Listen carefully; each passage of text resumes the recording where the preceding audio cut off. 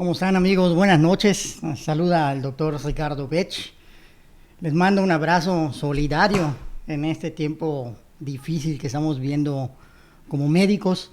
Vamos a hablar de estrés en media hora, lo cual es difícil, pero se puede hablar de las generalidades del estrés y pues aclarar muchos conceptos que a veces confunden a todos. El estrés no es depresión, no es ansiedad, el estrés no son los problemas. Entonces vamos a hablar ahora de estrés, de los tipos de estrés, cómo responde el cuerpo humano en las respuestas de estrés, qué podemos hacer para pues, que el estrés no termine por trastocar nuestra vida. Entonces rápidamente nos vamos aquí, vean ustedes, paso importante definir y aclarar qué es el estrés. Bueno, fíjense que nosotros aquí empezamos, vemos aquí el cuerpo humano y pues estamos en un equilibrio, ¿no? Sabemos que estamos en un equilibrio en homeostasia.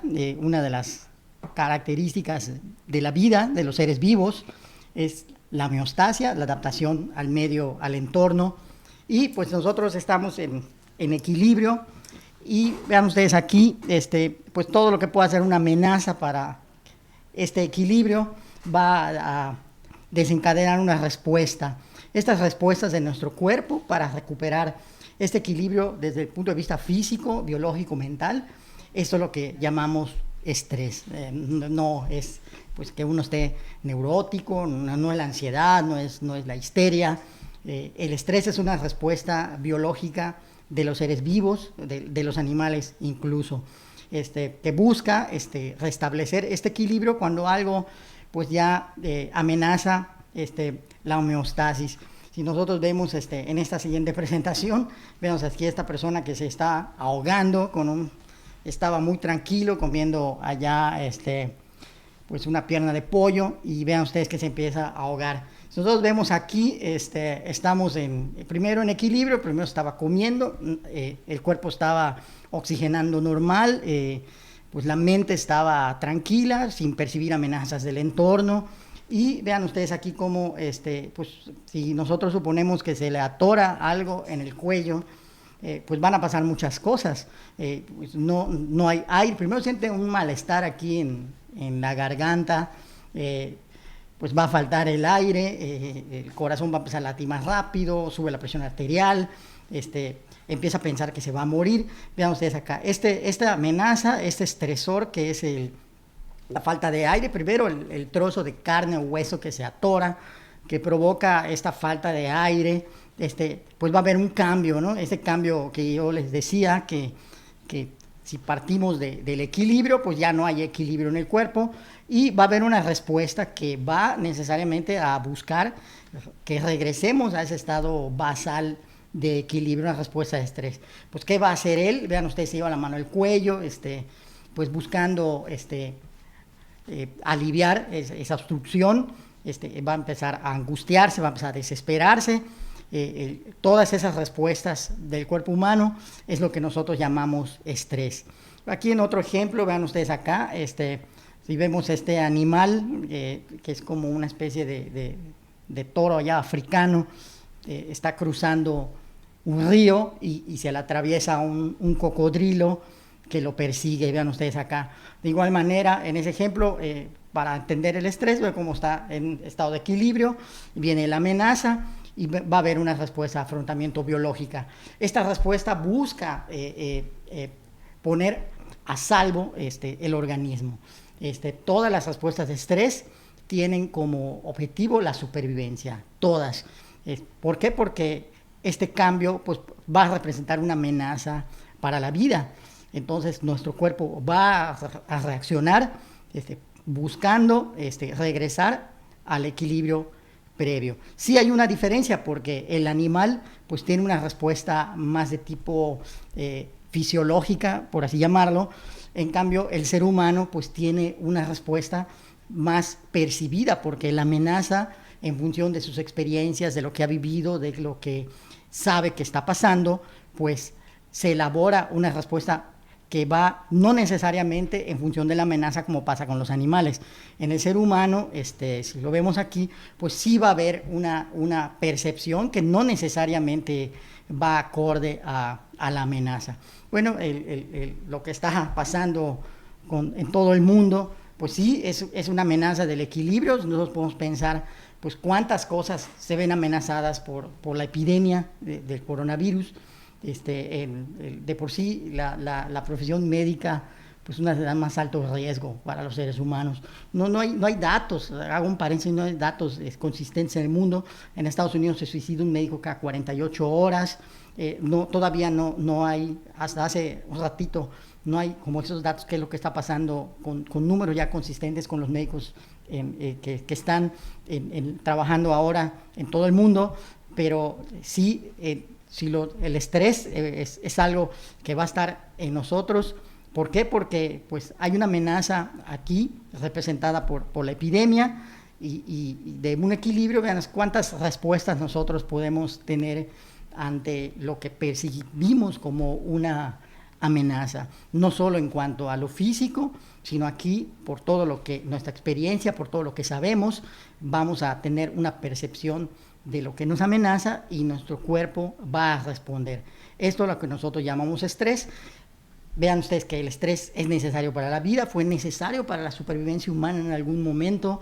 Nuestros antepasados estaban sometidos a muchos peligros y estas respuestas de estrés fueron lo que se considera que ayudó a que la vida sea posible y podamos progresar como especie. Entonces, ¿qué es lo malo entonces? Bueno, si el estrés no solo es inevitable, sino es necesario para la vida, entonces, ¿por qué es tan malo el estrés? Vean ustedes aquí, partimos de dos palabras en inglés. En español es estrés y en inglés no lleva la E al principio, lleva las dos S al final. Entonces de allí se toma una palabra que tiene que ver con el estrés, que podemos considerar bueno, el euestrés, así la palabra ya adaptada al término en inglés. ¿Por qué? Porque el estrés es el que realmente nos regresa a ese estado de equilibrio en el que estábamos. Logra contener la amenaza y nos regresa al estado del equilibrio. Entonces, ¿cuál es el estrés malo? El que nosotros podemos usar o utilizar en una respuesta que no nos va a llevar a recuperar ese equilibrio, el descontrol, y a ese nosotros le llamamos distrés. Aquí está el problema. En realidad, vean ustedes acá en este ejemplo, se está hundiendo un barco y vean ustedes, aquí va a haber una respuesta de estrés. El cuerpo humano va a desarrollar mecanismos de supervivencia y vean ustedes aquí, hay personas con diferentes conductas. Hay unos que están tratando de salvarse, uno que está como más hacia el barco que está hundiendo, y hay uno aquí que está pues pudiera ser desesperado, viendo hacia dónde se puede rescatar. Entonces, el estrés va a llevar a diferentes conductas, es lo que sí, va a llevar a diferentes procesos del organismo que pueden ser, a final de cuentas, efectivos o no efectivos. Vean ustedes aquí, ¿por qué? Porque nosotros en este estado basal de homeostasis o de equilibrio, digamos de tranquilidad, no solo mental, sino física, estamos con un nivel de resistencia normal, en homeostasis, en equilibrio, adaptados al ambiente, adaptados a todos los estímulos del entorno, ya sean físicos o percibidos. Y vean ustedes aquí, cuando viene la amenaza, aquí ustedes siguen la flecha, vean ustedes cómo viene una reacción de alarma, cuando aquí en este punto vean cómo se echan a andar esos mecanismos de resistencia que van a buscar el equilibrio, y aquí en el tiempo pues viene lo que pues sucede con muchas personas, con muchos organismos vivos, que es el estado de agotamiento, cuando estas capacidades del cuerpo humano, ya sean físicas, mentales, pues se agotan. Esto ¿por qué ocurre? Fíjense, aquí abajo pueden ver que sucede en tres condiciones. Uno, puede ser que venga una respuesta inadecuada al estrés, o sea, que venga una amenaza, un estresor percibido y mi respuesta no sea la óptima. un estímulo poderoso. No es lo mismo estar por ejemplo, que te persiga un animal que puede ser potencialmente peligroso, a uno que puede ser mucho más peligroso, un león, por ejemplo. Ese estímulo poderoso pues va a provocar una reacción de alarma, pero va a provocar un estado de agotamiento pues de una manera más rápida. Y vean ustedes acá, si las respuestas del organismo son óptimas, o sea, pues yo me puedo agotar, vean ustedes, en muy poco tiempo. Si mis respuestas de agotamiento, si yo estoy bajo estrés en estas respuestas que son repetidas, van ustedes a ver que pues me voy a agotar si hay otro estímulo que yo perciba como una amenaza. Entonces, en general, así funciona esto que es el estrés malo, y esas son las condiciones que pueden llevarnos a que pues estas respuestas de adaptación y de afrontamiento pues no sean las óptimas.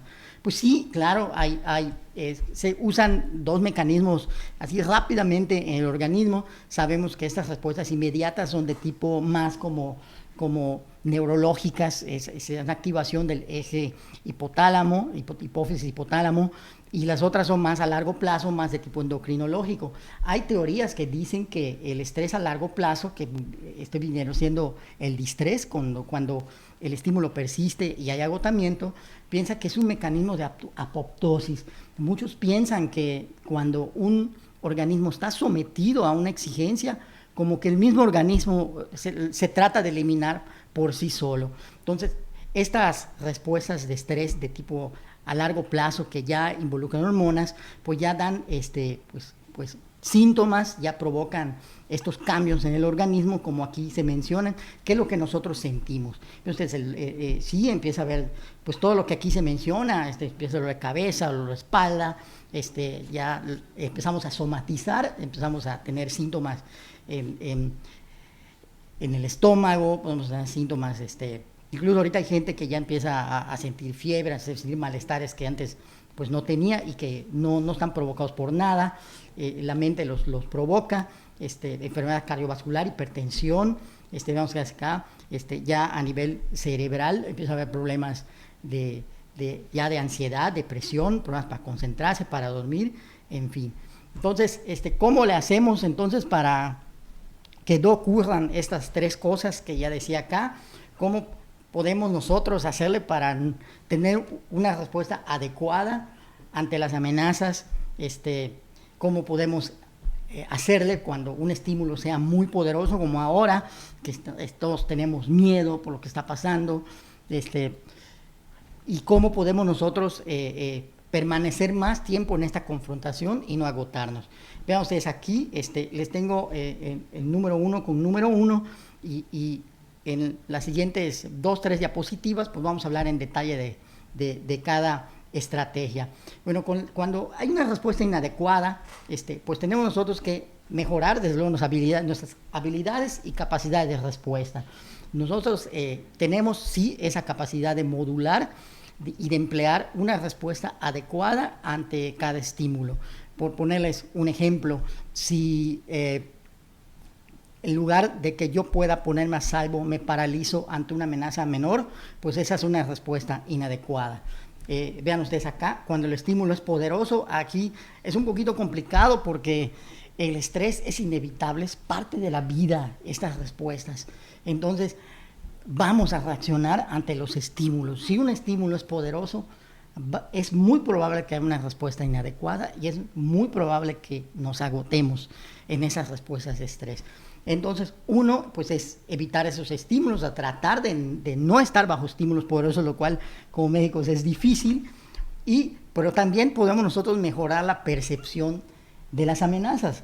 Si nosotros consideramos una amenaza poderosa, va a haber una respuesta de ese calibre que pueda ser inadecuada o que nos provoque agotamiento. Y vean ustedes acá, también podemos mejorar nuestra resistencia, o sea, estar bajo estas amenazas reales, percibidas de la forma más real posible, y que nuestra resistencia pueda evitar que nos agotemos. Entonces aquí en detalle, vean ustedes aquí, cómo mejoramos nuestras habilidades y esas capacidades de respuesta. Primero tenemos que conocernos, qué es lo que nos estresa, cómo percibimos realmente las amenazas. Siempre hay cosas que pueden preocuparnos más que otras o sentir que nos amenazan más que otras. Y ven ustedes acá, reconocer lo que nos estresa, cómo afrontamos las dificultades de la vida, cuando ha pasado, cómo hemos reaccionado, qué hemos hecho, cómo nos hemos sentido, qué debemos mejorar. Esto es para mejorar esas habilidades, capacidades de respuesta, y si existe la posibilidad de que yo pueda por sí mismo hacer todo este proceso de conocerme, de reconocerme, afrontar de una mejor forma las amenazas, o realmente voy a necesitar ayuda. Ese es el paso, en el punto número 1, para mejorar nuestras habilidades y capacidades de respuesta. Evitar los estímulos ya está muy complicado, estamos siempre bajo muchos estímulos. Esta pandemia está dándonos muchos tipos de estímulos, de amenazas económicas, de amenazas en nuestra salud, de amenazas de varios tipos, pero sí podemos mejorar nuestra percepción de las amenazas. Sí hay personas que tienen una percepción que no va acorde realmente a la amenaza. Una es evitar estos estresores, esto que nos amenaza, como diría alguno de mis maestros y colegas, evitar escoger nuestras batallas. A veces, pues sí estamos enfrentando estímulos que no siempre es necesario que enfrentemos. Esto ya es como algo que tendríamos que reflexionar cada uno. Evaluar el entorno de la forma más realista posible.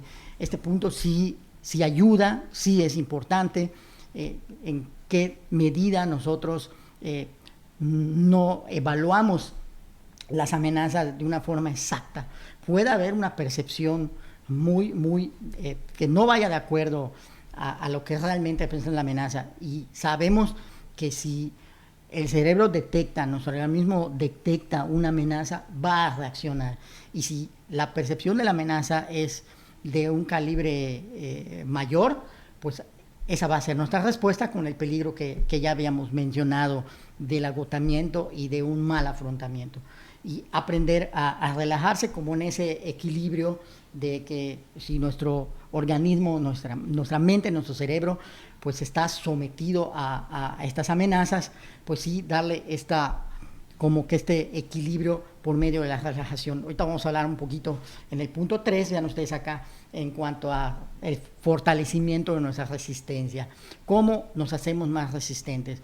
Nosotros, si nos conocemos, sabemos cómo podemos hacerle para mejorar todo lo que no nos ayuda mucho en el afrontamiento del estrés. El ejercicio es indudablemente una de las medicinas, de las estrategias reconocidas, y no queda duda de que el ejercicio es una de las estrategias más efectivas para fortalecer nuestra resistencia. Hay que intentar hacerlo, hay que buscar la manera, aunque estemos encerrados, aunque no podamos salir, hay que ver de qué manera nos activamos el ejercicio recreativo, y por sí solo la activación física es de mucha ayuda. Hay que alimentarnos sanamente. Ya se demostró que cierto tipo de alimentación, sobre todo la hipercalórica, no ayuda en el afrontamiento del estrés. Dormir lo suficiente también. El cuerpo humano, la mente necesita descansar. No solo dormir lo suficiente, sino ya se demostró que nosotros podemos tener mejores respuestas de afrontamiento del estrés y mejor resistencia si dormimos lo suficiente y tenemos un sueño de calidad. Atender nuestra salud, desde luego. Si alguien está enfermo tiene alguna enfermedad mental, o está enfermo del corazón, tiene diabetes, hipertensión, algo que pues sí, de alguna manera va a hacer que sea más difícil afrontar el estrés, pues se tiene que atender. Se tiene que atender porque sí va a ser más difícil que la respuesta ante esa amenaza sea la óptima, y desde luego que va a ser mucho más fácil que la persona se agote si padece alguna enfermedad. Evitar estimulantes, el alcohol no ayuda, en dosis altas. Hay sustancias que no ilegales o ilegales que no ayudan. La nicotina la cocaína, entonces, drogas legales que son estimulantes, que van a tener cierta influencia en ese eje cerebral que de primera instancia detecta la amenaza y pone a andar este mecanismo de afrontamiento. Se va a ver de alguna manera modificado por ciertas sustancias, sobre todo el alcohol. Aprender a relajarse, el cerebro no sabe lo que está pasando a nuestro alrededor, el cerebro responde a lo que nosotros le decimos. Entonces, si nosotros le decimos al cerebro que las cosas pueden estar tranquilas en algún momento dado, nos vamos a sentir mejor. Ese periodo de agotamiento va a hacerse más largo porque el estímulo para el cerebro no va a ser tan intenso. La meditación, el que crea en Dios, en su propia religión, eso ya se demostró. Muchos psiquiatras dicen que Dios es como que es un buen terapeuta, en el sentido de que si crees en algo, si algo te puede dar tranquilidad. Yo puse aquí meditar porque pues muchas personas tienen diferentes formas de sentirse tranquilos, no necesariamente con las religiones, pero los que tienen a su alcance pues esos conocimientos que los dejan tranquilos, pues deben buscarlos. Y si no, existe la meditación, existe yoga, hay técnicas de relajación que son muy útiles, que nos ayudan a sentirnos tranquilos. Y puse al final el humor, pero quizá con el ejercicio, que se ha descrito que es una de las estrategias más efectivas. El cerebro se siente bien, el cerebro se siente tranquilo, mejora nuestra percepción de las amenazas, mejora nuestra capacidad de resistencia y aumenta nuestro tiempo de agotamiento. Si nos sentimos contentos, si podemos reírnos, esto va a ser muy útil. Fíjense que aquí en resumen podemos resumir qué es el estrés. Entendemos lo que no es y entendemos lo que es. Es una respuesta del cuerpo que se activa ante amenazas reales y percibidas. Busca restablecer el equilibrio físico, sobre todo biológico, y en los seres humanos, pues también el equilibrio mental. Es inevitable, el estrés no puede concebirse la vida sin estrés, es necesario, pero sí puede ser que tenga consecuencias para nosotros cuando la respuesta de afrontamiento no es la adecuada o no es efectiva. Y vean ustedes aquí, en el punto ya final de resumen, cómo hacer para no agotarnos, mejorar nuestras habilidades de respuesta, nuestras capacidades de afrontamiento. Ya les decía, conocernos, saber cómo nosotros afrontamos el estrés, qué podemos cambiar con o sin ayuda, evitar estímulos innecesarios, porque si estamos nosotros bajo amenazas vamos a reaccionar. Si podemos nosotros evitar las amenazas, pues no va a haber una reacción en respuesta. Mejorar nuestra percepción de las amenazas, desde luego que sí, y fortalecer nuestra resistencia con algunas de las estrategias que ya mencionaba. Bueno, nosotros, ese soy yo, ya para terminar, ahí está mi número celular. Nosotros seguimos trabajando, de nuestro equipo, la mitad seguimos laborando allá en buenas manos, en ese número que ven allí. Yo soy aquí se ve en la fotografía, aquí está mi número celular. Esta es Diana, es una psiquiatra que ya está trabajando con nosotros. Fui su maestro de pregrado, de posgrado, fui su sinodal. Tiene experiencia, está trabajando en ambientes muy difíciles, trabaja en la Promedefa, con personas que viven en entornos muy complicados. Ya ha dado mucha experiencia como psiquiatra.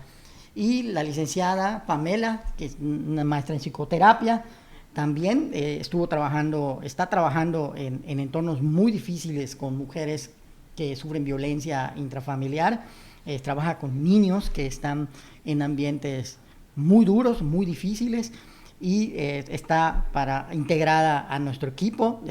También está Ishela Mezcua, está Carla Mauri, está Jordana Pinto, está Erika Peñafiel, y todas ellas son parte del equipo de salud mental de En Buenas Manos. Aquí les dejo sus números. Ellas saben que iba a haber esta conversación y están pues muy contentas y dispuestas a a escucharlos y a ayudarlos en lo que ustedes necesiten, sobre todo en estos tiempos tan complicados que estamos viviendo, pues todos y sobre todo los que vivimos en el sector salud.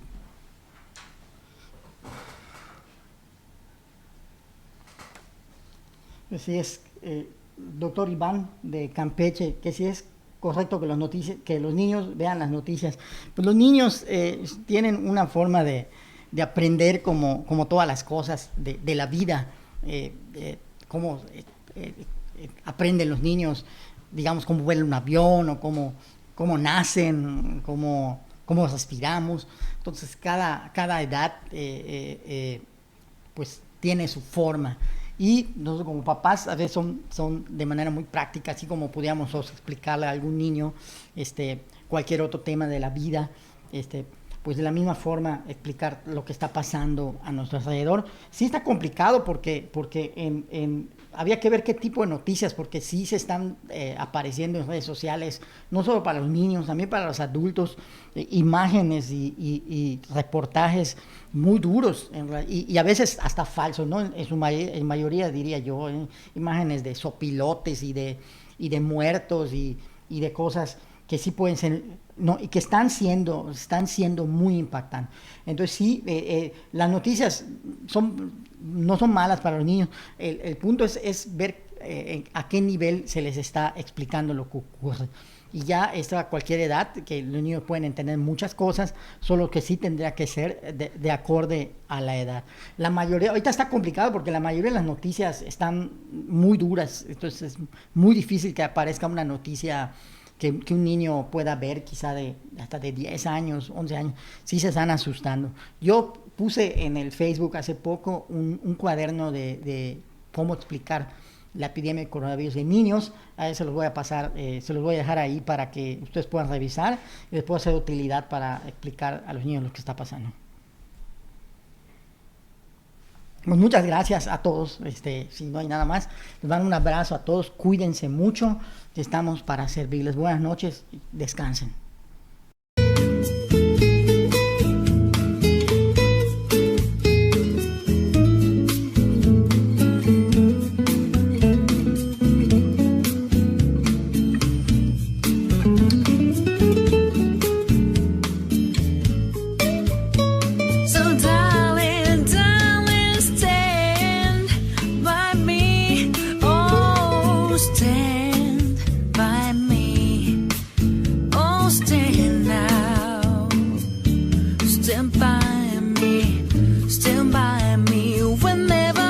Pues bien, agradecemos al doctor Gerardo Sagols y al doctor Ricardo Pech por las dos excelentes pláticas. Espero que también a todos ustedes les haya servido.